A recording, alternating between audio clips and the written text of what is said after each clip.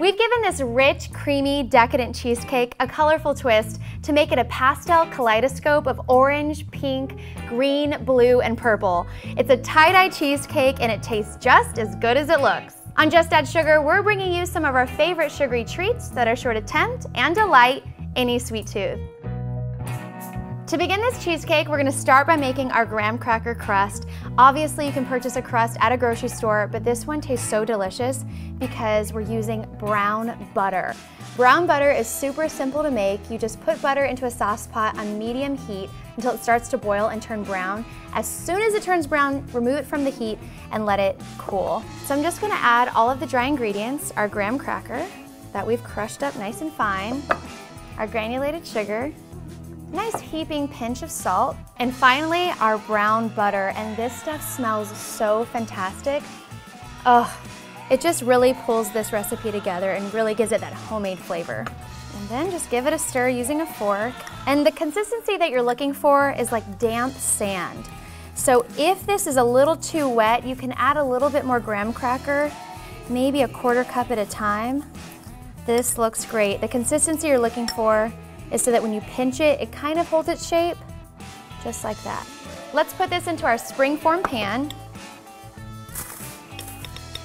And using your hands, press the crust all the way to the bottom of the pan, about a 1/4 inch thick, and then any of the leftover crust is gonna go up the sides about 1/2 inch. You know, we don't wanna cover all of the sides like you would a New York cheesecake because we really wanna see that marbled pastel effect when we bake the cheesecake. Now I'm gonna put this into an oven that I've preheated at 350 degrees for about 10 minutes to get it to set. While our crust is baking, we're gonna make the filling. So into a stand-up mixer, I'm just going to cream together our sugar and cream cheese. And just do this on a medium to high speed until it's nice and fluffy. Once that's nice and fluffy, we're gonna add our vanilla, and we're using both vanilla extract and the beans from one vanilla bean. And if you can't find vanilla beans, you can also use vanilla paste. This is just absolutely delicious, and it's the equivalent to 1 bean. So we're gonna do 1 teaspoon of that. So then we'll have those little specks of the vanilla bean with the kaleidoscopes of pastel colors. Next, while the mixer is on, we're just gonna add 1 egg at a time and continue mixing on medium speed. As soon as your last egg is mixed into the batter, you want to turn the mixer off. There's 2 important things to remember when you're making cheesecake. You want to use room temperature ingredients, and you don't want to overmix those eggs because that's what actually causes the cheesecake to rise and deflate, and we want a perfectly even cheesecake. We're going to divide our batter into bowls and then tint it 5 different colors. I'm feeling very spring, so let's go with pastel colors. And you can always add more dye, but you can't take it away, so start with a little bit and then keep stirring. You know what's great about this recipe is you can change the colors. So if you want to go for a 70s theme and do something really crazy and tie-dye, you can intensify these colors really bright. You could also do themed colors for baby showers or parties. Sports parties would be fun. I think I'm gonna give this yellow a little bit more of an orange tint by adding 1 drop of red. And finally, for the last color, I'm gonna combine red and blue to make lavender. These look so pretty. I'm just gonna check on the crust. Once your crust has cooled completely, now we can add our batters into the cake form. Now this is kind of like making a rainbow swirl cake.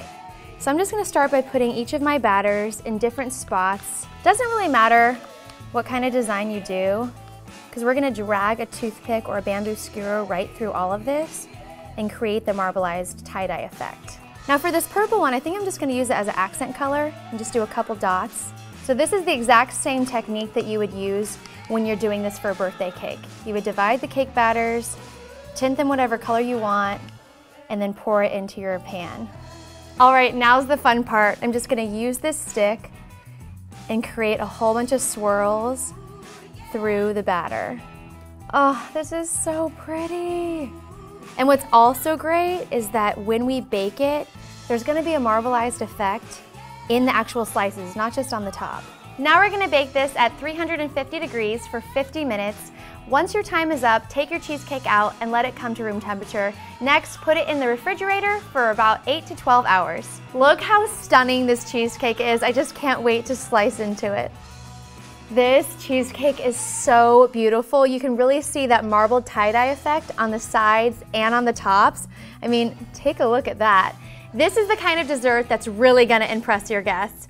Thanks so much for watching. If you enjoyed this video, be sure to give it a thumbs up and subscribe to Popsugar Girls Guide, and let me know what your favorite spring-inspired dessert is in the comment box below. I'm Brandi, and we'll see you next time. Bye.